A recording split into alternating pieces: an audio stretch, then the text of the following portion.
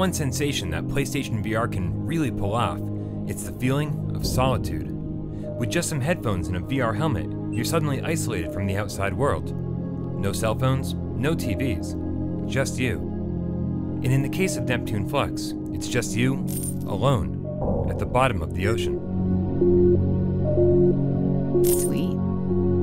For 2 hours, I was the sole pilot of my one-man ocean exploration vehicle. There are no instructions, no tutorials, never even a single button prompt. A man on the other end of the radio will give you mission objectives, mostly involving fetch quests, and over the course of the entire adventure, I only encountered 2 actual puzzles, both of which are just variations on a theme you've seen before. There are no enemies and no shooting, no action of any kind really. Unimpressive, right? Well, on paper, definitely, but in VR, it was an experience that's much harder to describe.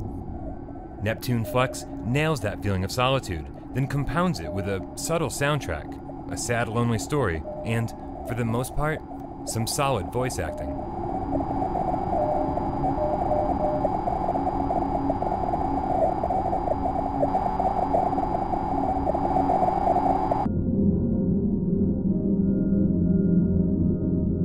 But Neptune Flux is really at its best when it's just doing nothing at all. Getting lost and exploring the vast emptiness of the ocean floor is oddly comforting, and collecting debris and valuables to upgrade your vehicle was both rewarding and underutilized, as were most of the upgrades themselves. But despite all of this, my only actual complaint is that 2 hours just wasn't enough time. I wanted to feel something for our protagonist, get engaged in her story, but it all ends just as abruptly as it begins, without any real chance to make a connection.